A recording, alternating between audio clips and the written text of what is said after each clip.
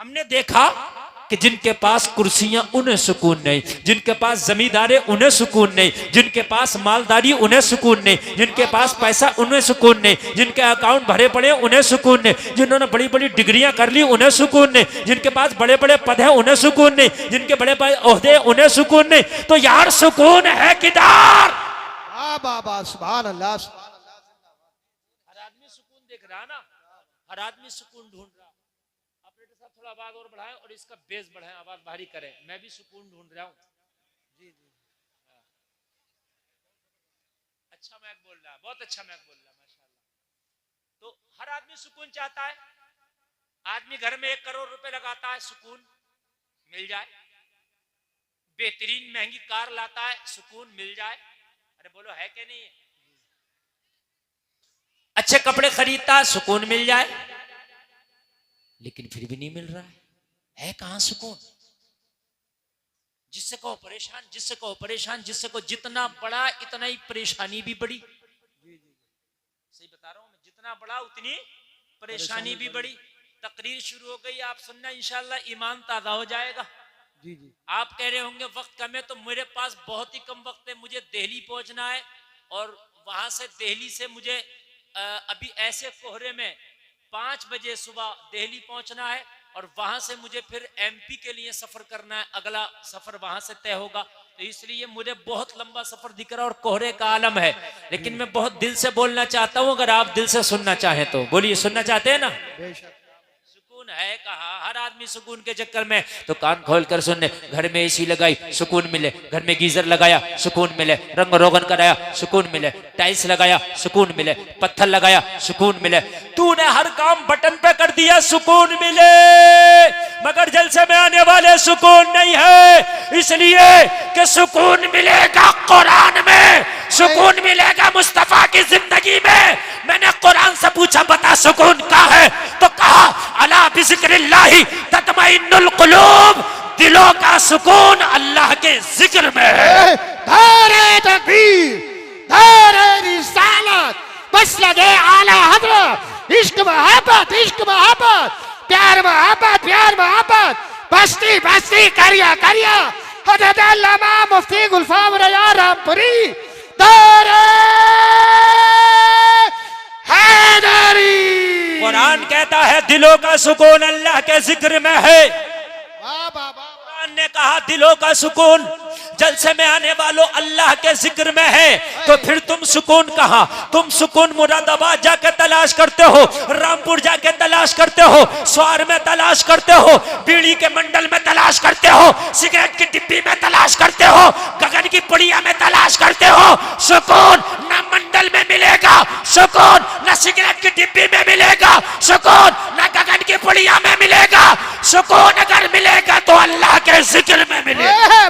बाबा जिंदाबाद, जिंदाबाद। बहुत अच्छे मुफ्ती साहब, बहुत अच्छे। क्या बात है, जिंदाबाद। मैंने पूछा नहीं बेटा, नारा कम लगाना। जी जी जी, ठीक है, ठीक है। काम तो ये भी कर देंगे। तवज्जो करें, तवज्जो करें। सुकून मिलेगा। अब सुने, सुकून अल्लाह के जिक्र में, ये कुरान ने कह दिया। इसके अलावा आप कहीं भी जाइए सुकून नहीं। इसलिए आदमी बेसुकूनी में ज्यादा है, डिप्रेशन में ज्यादा है। अभी एक रिपोर्ट आई है, बड़े बड़े डॉक्टरों ने एक रिपोर्ट दी है कि नौजवान तबका 25% डिप्रेशन में। और इसी वजह से नशे की जो वो तादाद है नशेड़ियों की बढ़ रही है। जब आदमी डिप्रेशन में जाता है तो सोचता है कि नशा करके शायद ये मेरा गम, मेरी टेंशन, मेरा डिप्रेशन हल्का होगा। मगर पता नहीं है जैसे ही नशा उतरेगा फिर नशे की लत लग जाएगी, एक अलग बीमारी शुरू हो जाएगी।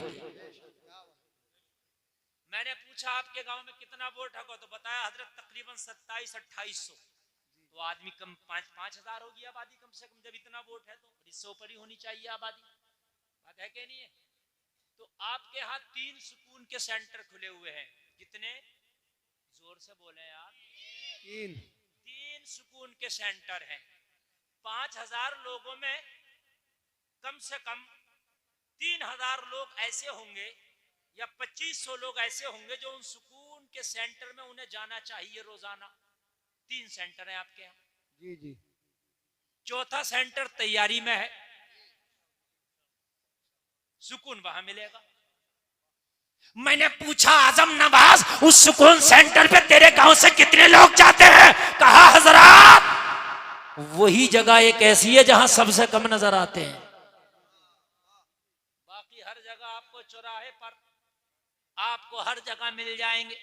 अभी कोई साइकिल का नाच करने वाला आ जाए तो उसके भी भीड़ लगा के खड़े हो जाएंगे, जबकि साइकिल तुम्हारे दादा से चलती चली आ रही है, मगर फिर साइकिल का नाच देखने जा रहा, साइकिल का तमाशा देखने जा रहा। सुकून मिलेगा? सुकून नहीं मिलेगा। ये सुकून सेंटर अल्लाह का घर, खाना है खुदा, तेरे गांव की मस्जिद है। अगर सुकून चाहता है तो फजर की नमाज पढ़ ले जा, दिन निकलने से पहले सुकून सेंटर में चला जा, अल्लाह से मुलाकात कर ले। जैसे ही नमाज पढ़ेगा दिन बाद में निकलेगा, सुकून पहले हासिल हो जाए। बाबा बाबा जिंदाबाद जिंदाबाद, बहुत अच्छे, बहुत अच्छे, जिंदाबाद। दिन बाद में निकलेगा, सुकून पहले हासिल हो जाएगा। आप और बढ़ाइए, और बढ़ाइए आप। जी जी जी, और बढ़ाइए। दिन बाद में निकलेगा, दिन बाद में निकलेगा, सुकून पहले। अच्छा, फजर का वक्त ये सूरज निकलने के बाद भी तो रखा जा सकता था, सूरज निकलने से पहले ही क्यों? इसलिए रखा गया जी जी, कि ताकि बंदा नमाज पढ़े, दिन बाद में निकले, सुकून का इंतजाम पहले हो जाए।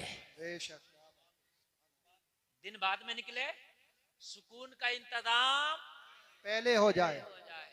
ये ईशा का टाइम ऐन सोने के वक्त क्यों है? ईशा के बाद फिर बंदा सोता ही है।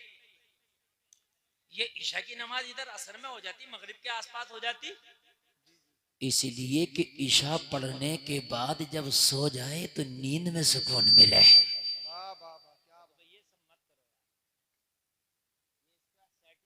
कायदे से करो, बढ़िया ठोक ठाक के चलाओ। सुकून यहाँ है, सुकून। लेकिन सुबह फजर में देखना मुश्किल से 4, अरे बड़ी सर्दी है, रजाई को देखेगा, कोहरे को रजाई ऊपर डालेगा, बहुत सर्दी। और तुझे पता है अभी अगर इसका कोई काम हो तो इससे ज्यादा कोहरा हो, मोटरसाइकिल में किक मारेगा और ये नजर आ रहा होगा इधर नैनीताल के जंगलों में। क्यों भाई, अब कोहरा नहीं था? अरे मौलाना तुम्हें पता नहीं है, अगर जरा सा भी लेट हो जाता तो काम हाथ से निकल जाता। तुझे काम आया तो तू इधर स्वार के जंगलों में घूम रहा, तुझे न रात नजर आ रहा ना दिन नजर आ रहा, लेकिन नमाज के लिए तुझे कोहरा दिखता है।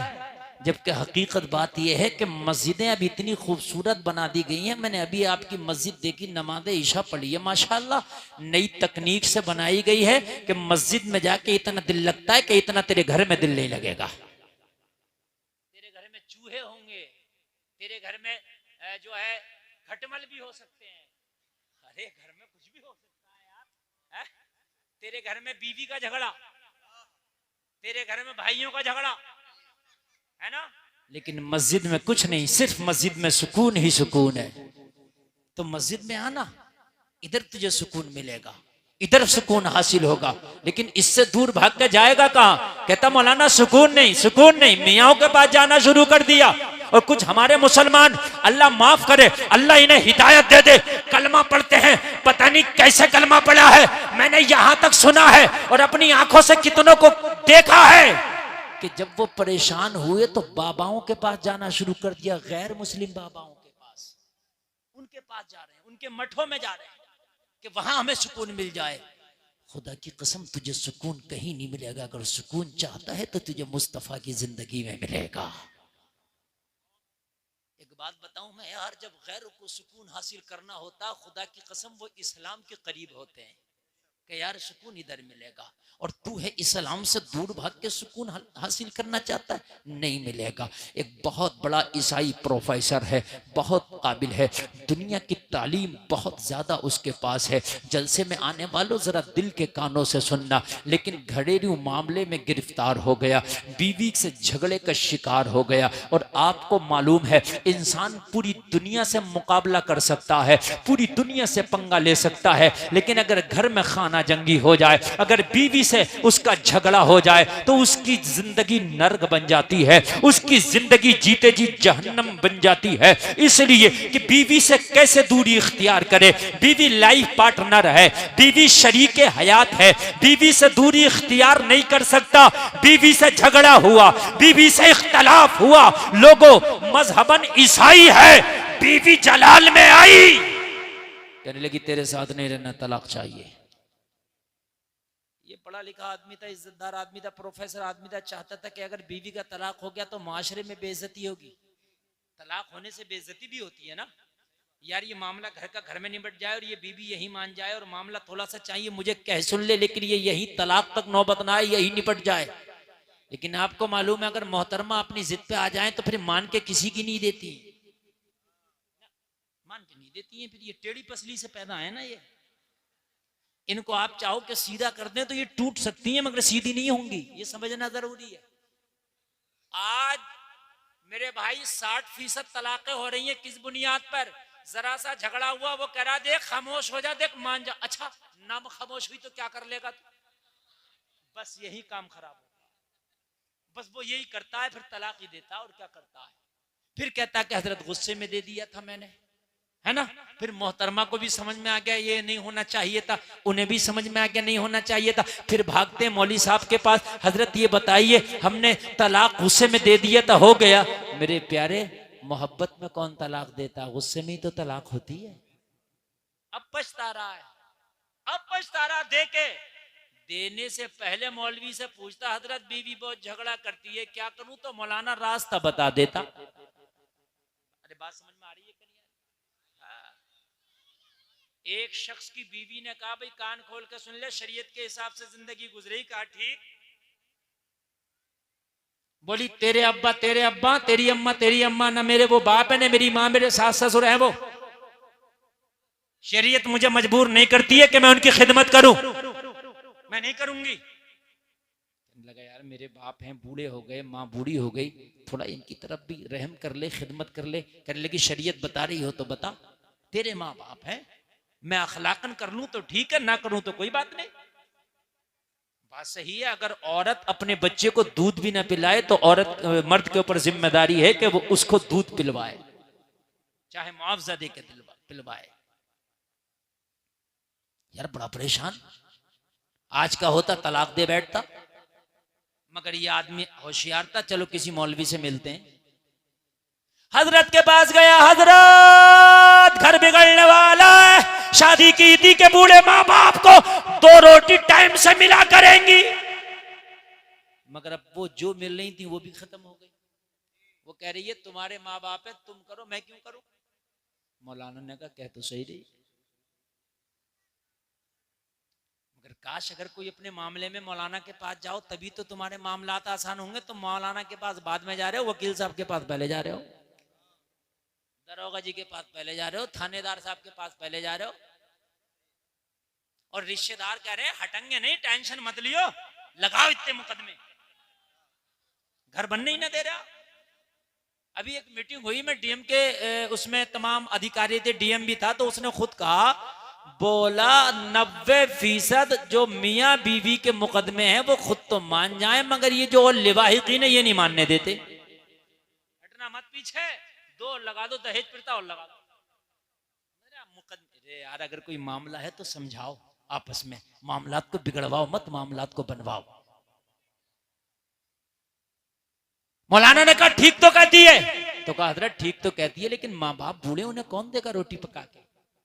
तो कहने लगे हम बताएंगे उसका तरीका है। तो हम तो बोला हजरत बता ही दे, तो कहना एक काम करो दूसरा निकाह कर लो,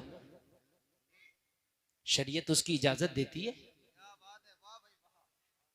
और बीवी से जाके कहना आप सही कह रही थी, शरीयत ने आपको मजबूर नहीं किया कि मेरे बाप बाप की खिदमत करो, आप मत करें, मैं एक और निकाह कर लेता हूं, वो मेरे माँ बाप की खिदमत करेगी, तुम मेरी खिदमत करना। शरीयत ने इजाजत दी है और उसे मना करे तो फिर तुम कहना आप गलत हो, इसलिए कि आप कह रही हो कि शरीयत हमें मजबूर नहीं करता तुम्हारे माँ बाप की खिदमत करने पर, तो फिर शरीयत हमें भी तो इजाजत दे रही है ना कहने लगे ठीक है। गए बीवी से बोले कोई बात नहीं, आप मेरे वालिदैन की बिल्कुल देख रेख ना करें। बोली ठीक है, शरीयत तो इजाजत दे रही है। हाँ हाँ, लेकिन बोले ऐसा मैं मौलाना साहब से मसला पूछ रहा हूँ, एक निकाह और कर रहा हूँ। कहने लगे क्यों? कहने लगे वो मेरे माँ बाप की खिदमत किया करेगी। कहने लगी मैं हट्टी कट्टी किस लिए हूं, मैं मर गई क्या? मैं हूं तो मुझे बताएं कब गर्म पानी होना, कब ठंडा पानी होना, कब खाना खिलाना, दूसरे निकाह की जरूरत क्या, मैं हूं ना। तो कहने लगे तुम तो पहले भी थी। तो कहने लगे हमें क्या पता, तुम्हें ये मसला भी मालूम हो जाएगा। शरीयत ने बड़ी आसान जिंदगी बताई है, समझ रहे हैं? शरीयत ने क्या किया, बड़ी आसान जिंदगी बताई है।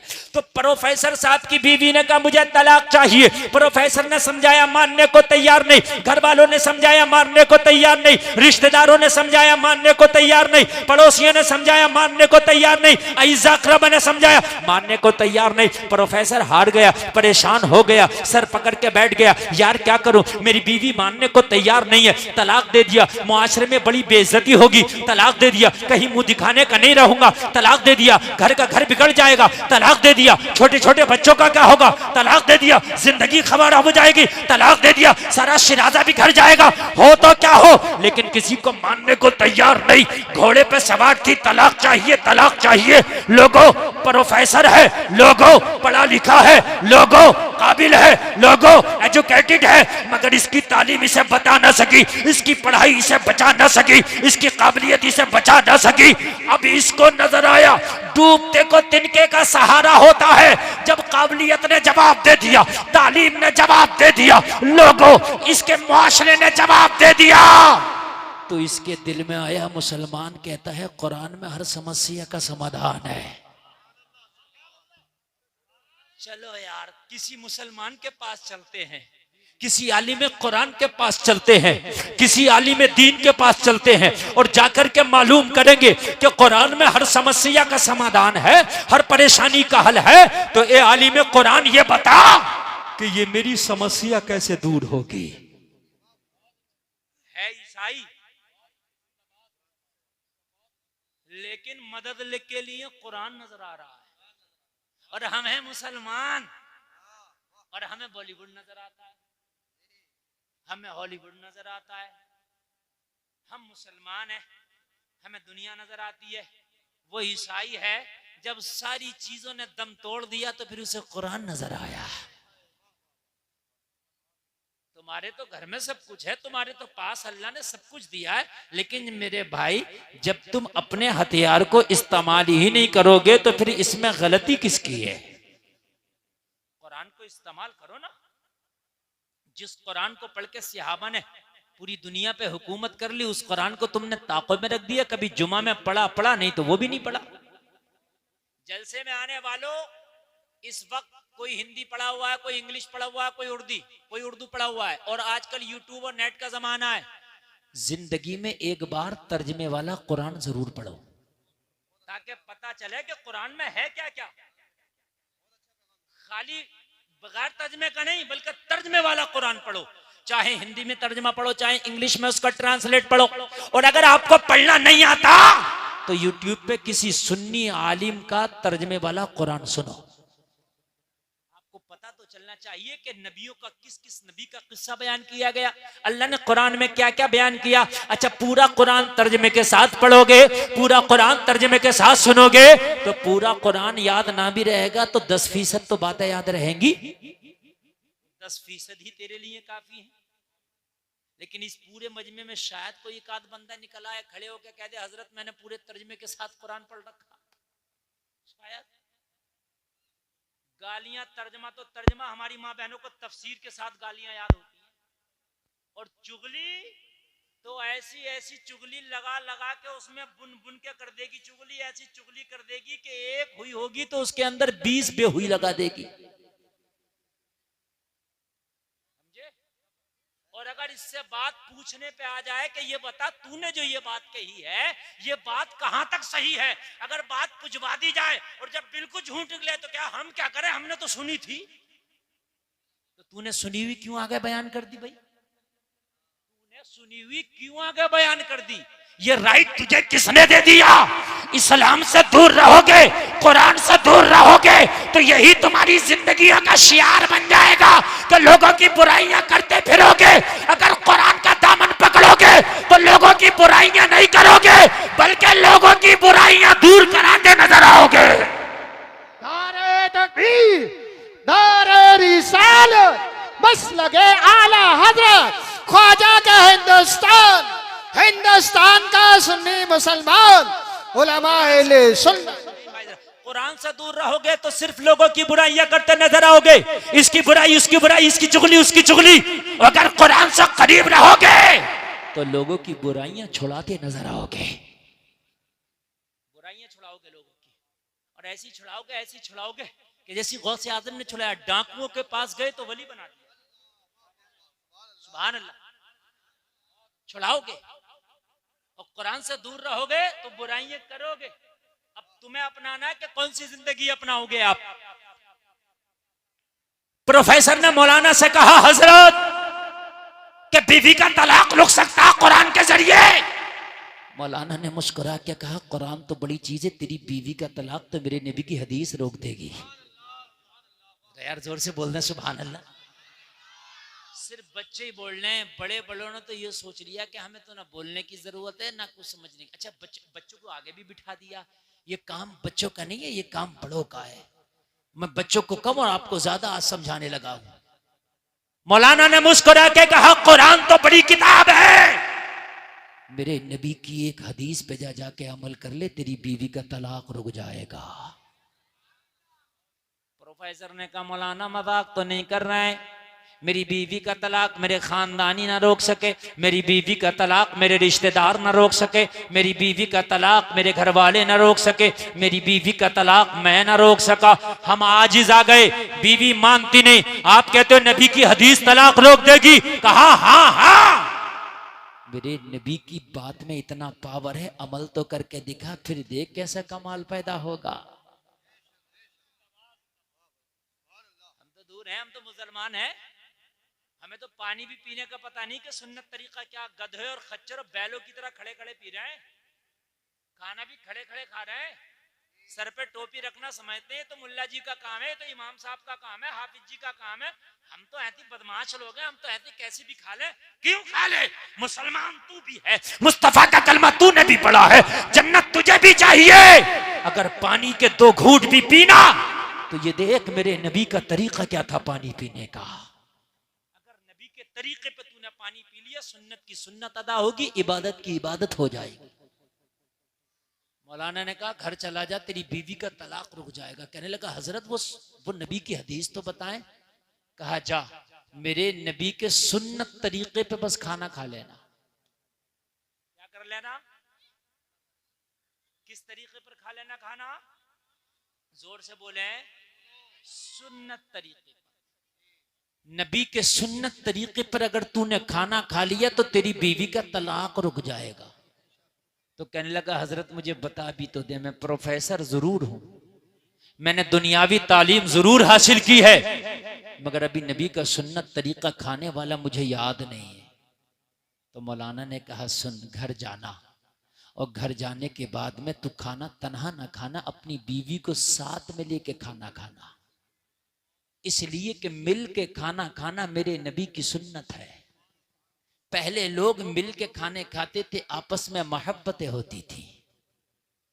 पहले लोग एक बड़ा तबाक होता था, उसके अंदर मिल के 5-4 लोग खाना खाते थे, मोहब्बतें होती थी। अब तो अलग अलग चल रहा, अब तो डिस्पोजल चल रहा, खाओ फेंक दो। मोहब्बतें भी ऐसी चल रही है, मिलो बात खत्म। पहले होती थी मोहब्बतें, अब नहीं है, सब खत्म हो गई। कहा, मिल के खाना खाना, बगैर बीवी के खाना नहीं खाना। पता चला अपने घर में हो तो मिल के खाना खाओ, बीवी है तो बीवी के साथ खाओ, माँ है तो माँ के साथ खाओ, बाप है तो बाप के साथ खाओ, बहन है तो बहन के साथ खाओ, भाई है तो भाई के साथ खाओ, औलाद है तो औलाद के साथ खाओ।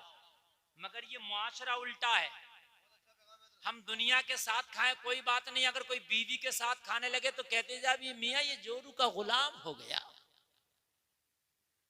अरे मियाँ किसी गैर के साथ थोड़ी खा रहा, अपनी बीवी के साथ खा रहा। अम्मी आयशा फरमाती हैं कि मैं जिस कटोरे से पानी पीती थी मुस्तफ़ा उसी कटोरे से पानी पीते थे। अम्मी आयशा फरमाती है कि मैं जिस जगह से कटोरे से मुंह लगा के पानी पीती मेरे नबी उसी जगह से मुंह लगा के पानी पिया करते। अगर आज पी ले, क्योंकि उल्टा है निजाम है ना, उल्टा हिसाब। भाभी से मजाक कर रहा तो कोई कुछ नहीं कहेगा, सबकी आंखें फूट गई। कहो भाई ये क्या हो रहा है, ये क्यों इस औरत से मजाक कर रहा, तो पता क्या कहते हैं, अरे मजाना यार हट जाओ, ये देवर भाभी है। तो जब पता नहीं है कि देवर भाभी की मजाक हराम है, जो जायज काम है उस पर उंगलियां उठ रही हैं। अगर कोई अपनी बीवी के साथ खाना खाने लगे तो मजाक बनाया जाता, मियाँ ये तो जोरू का गुलाम है, बगैर बीवी के खाना नहीं खाता, बीवी शर्म से खाना नहीं खाती, मजाक बनाया जाता है। शोहर अपनी बीवी के साथ जाकर भी खाना नहीं खाता, मजाक बनाया जाता है। देवर भाभी से मजाक कर रहा तो लोग करें ये तो हक है इनका। निजामे मैं कदा को जिस तरह बिगड़ा है साकी, उन्हीं को जाम मिलता है जिन्हें पीना नहीं आता। मुझे जरा बताएं, इस्लाम ने सबसे हार्ड अगर पर्दा बताया है तो भाभी को देवर से बताया है, सबसे हार्ड पर्दा। बहनोई से साली का पर्दा सबसे हार्ड, लेकिन मुआशरे में सालियां भी मजाक कर रही हैं। सालियां की तो मजाक की बात छोड़ दें, दूल्हा मियां जिस दिन आए थे निकाह भी नहीं हुआ था, फूलों की डलिया लेके वहां गांव के पीपल्स खाने के रोड पे बाहर खड़ी हो गई थी दूल्हे का इस्तकबाल करने। मैंने कहा तुम क्या करने आई हो? कहा दूल्हे का इस्तकबाल करने आई है, पूरे मोहल्ले की लड़कियां आई हैं, हम तो डूबे हैं सनम, तुम्हें भी ले डूबेंगे, खुद तो डूब ही रही हैं। पूरे मोहल्ले की लड़कियों को जाके वहां खड़ा कर दिया। कोई मना भी तो नहीं करता, कहते मैं लड़कियां इस्तकबाल करेंगी, तुम क्या मर गए, तुम इस्तकबाल करो ना। अरे लड़कों का इस्तकबाल, दूल्हे का इस्तकबाल लड़के करें, मर्द करें। अगर दुल्हन का इस्तकबाल लड़की करें तो कुछ समझ में भी आता है। दुल्हन का इस्तकबाल लड़की कर रही है कोई बात नहीं, समझ में भी आता है, लेकिन दूल्हे का करती हैं लड़कियां, अजीब मसला है। कहा सुन्नत के मुताबिक खाना खाना, कहा कैसे? कहा बीवी को साथ में लेके, सर ढाक के, दस्तरखान बिछा के, जो मोटी मोटी सुन्नत है ना खाने की बता दिया, जा तेरा तलाक रुक जाएगा। घर गया, बीवी ने देखा आ गया प्रोफेसर। कहा प्रोफेसर साहब तलाक कब देंगे? कहा 3 दिन की मोहलत दे दो। कहा 3 दिन के बाद? कहा 1 मिनट की मोहलत नहीं मांगूंगा, तेरे मुताबिक तुझे तलाक दे दूंगा। कहा जहां तेरे साथ इतने साल गुजारे हैं तो 3 दिन तो कांटों पे भी गुजार लूंगी, कोई बात नहीं, लेकिन 3 दिन के बाद कोई हीला बहाना नहीं चलेगा। हाय हाय, इसे क्या पता है आज मुस्तफ़ा की शरीयत पे ये भरोसा कर बैठा है। यार आज एक ईसाई को कितना यकीन था मुस्तफ़ा की एक सुन्नत पर, और सुन्नत भी क्या सिर्फ खाने की सुन्नत, जो कोई ऐसा नहीं है आप में मर्द औरतों में जो कोई भी खाना ना खाता हो। कुछ सुन्नतें ऐसी हैं कि हम उसको, अभी जिनकी शादी नहीं हुई तो शादी वाली सुन्नत उन्होंने नहीं अपनाई है अभी, लेकिन खाना तो हर आदमी दिन में 2-3 बार खाता है। कितनी आम सुन्नत है, मगर भरोसा कर बैठा। कहा 3 दिन? हाँ बस 3 दिन। कहा उसके बाद? कहा अगर तू चाहेगी तो तलाक दे दूंगा, रहना चाहेगी तो रख लूंगा। कहने लगी मुझे मंजूर है तेरी शर्त, 3 दिन मैं कांटों पे भी बिता लूंगी, 3 दिन के बाद तलाक चाहिए। कहा मंजूर है। बस खाना बनाया, दोपहर का वक्त था। कह रही प्रोफेसर खाना खा लो, अब तो 3 दिन की बात है, इन हाथों के बने हुए खाने बस 3 दिन तक मयसर है, उसके बाद नहीं मयसर है। प्रोफेसर ने कहा अब तो तलाक होने ही है 3 दिन, अब 3 दिन की तो बात ही है, एक काम करो ना पूरा खाना बना लो, हम साथ मिलके खाएंगे। 3 दिन के बाद पता नहीं तुम कहां और हम कहां, 3 दिन के बाद पता ही नहीं साथ में बैठना नसीब हो या ना हो, साथ में खाना नसीब हो या ना हो। 3 दिन की तो बात है। कहा ठंडा हो जाएगा? कहा ठंडा भी मंजूर है, मगर अब तेरे बगैर नहीं खाना मंजूर है। टीवी का बयान है कि प्रोफेसर के ये जुमले सुने ना तो जो बगावत की आग जल रही थी सीने में वो थोड़ी सी कम हुई, मोहब्बत का थोड़ा सा दिया जला। मैं तलाक की डिमांड कर रही हूं और ये मेरे बगैर खाने भी तैयार नहीं है। हाय हाय, मैं तलाक की डिमांड कर रही हूं और ये मेरे बगैर खाने भी तैयार नहीं है। कैसा मोहब्बत वाला शोहर है ये। अल्लाह अल्लाह। अब जरा गौर करें, खाना बन गया, लाई, कहने लगी अच्छा अब आजा प्रोफेसर। प्रोफेसर आ गया, अब तो खा ले। कहा ऐसे नहीं खाना है। कहा फिर कैसे खाना है? कहा ये खुले हुए बाल अच्छे नहीं लगते, इस पे एक चादर ढांक लो और अच्छे से दुपट्टा ओढ़ने के बाद फिर मेरे पास बैठो, फिर आराम से खाना खाना।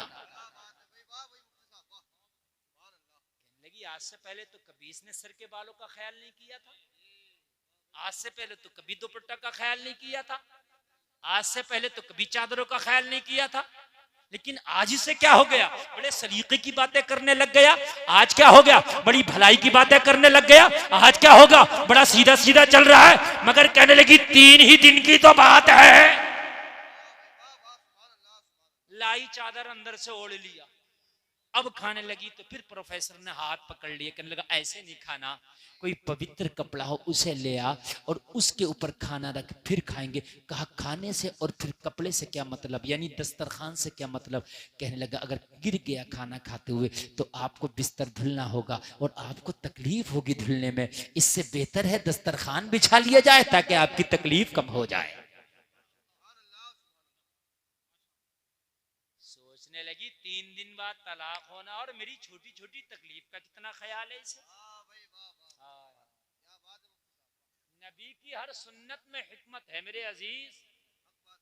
हम तो ऐसे ही छोड़ देते हैं, अगर चाय भी पीते हैं तो फैशन में 2 घूंट तो उसी में छोड़ देते हैं और इसको फैशन समझा जाता है। और अगर कोई प्लेट अपनी साफ करे ना तो आदमी गौर से देखता है कि पता नहीं इसको खाना कब से नहीं मिला, भाई अजीब चाट रहा है ये। हाँ, उसको गवार समझा जाता है। फैशन बनाया 2 घूंट छोड़ना। जिस दिन तुम मरेगा नामा अमाल में तेरा रजिस्टर खोला जाएगा, ये 2 घूंट चाय जो फेंकी गई है ये तेरे रजिस्टर में लिखा होगा। अल्लाह के हुजूर तुझे खड़े होकर इस 2 घूंट चाय का हिसाब देना होगा। नालों में फेंकी गई है ना ये जो 2 घूंट चाय है, इसका हिसाब देना होगा। ये जो शादी में गए थे बिरयानी से प्लेट भर ली थी, मोटा मोटा खा के जो छोड़ आया था तू, ये कयामत में ना तेरे रजिस्टर में लिखा होगा। ये जो रोटी खा रहा था ठंडी थी, फेंक दी थी, छू नहीं रहा था, वो लिखा गया तेरे नामा अमाल में। हाँ, ये लिखा गया है। आज अगर बारात 400 लोगों की आ रही है तो खाना 600 का बनाया जा रहा, पता 200 का तो बर्बाद करके जाना इन 400 को। समझ रहे हैं आप? चूंकि अगर चाट के खाएगा, साफ करके खाएगा तो इंसल्ट होगी। तुझे पता नहीं तेरे नबी मोहम्मद रसूलुल्लाह जब खाना खाया करते तो उंगलियों को इतना चाटा करते मुंह में लेके कि उंगलियां सुर्ख हो जाती। नबी की सुन्नत थी। और एक बात और बता दूं मैं आपको, एक बात और बताऊं मैं आपको, मेरी बात जरा मोहब्बत से सुनते रहे। पूरी दुनिया का कोई ऐसा चूरन नहीं बना, पूरी दुनिया का कोई ऐसा टैबलेट नहीं बना जो खाने को इतना तेज हजम करे जितना तेज ये मुंह का लुआब हजम करता है। नहीं बना। खाना जितना चबा के खाओगे इतना ही जल्दी हजम होगा। खाना जितना चबा चबा के धीरे धीरे खाओगे इतना ही तेरे पेट के लिए फायदेमंद होगा। इसलिए कि चबा के खाने में लुआब भी जाएगा और जब लुआब ज्यादा जाएगा तो खाना जल्दी हजम होगा। समझ में बात आ रही है? गन्ना है और एक गन्ने का रस है। गन्ना हाजिम है और गन्ने का रस भी लोग काबिज है। मियां चीज एक है लेकिन असर 2 क्यों? हमारे जो बूढ़े लोग हैं ये बता देंगे, मगर मैं बता दूं आपको। यानी गन्ने का रस पियो तो काबिज और गन्ना अगर खाओ तो हाजिम। तो रस हम ऐसे ही पी लेते हैं, वो भारी हो जाएगा, लेकिन जब गन्ना खाएंगे तो एक एक कोई को चूस चूस के खाएंगे तो रस के साथ में मुंह का लुआब भी जाता है। जैसे लुआब जाएगा तो वो हाजिम हो जाएगा।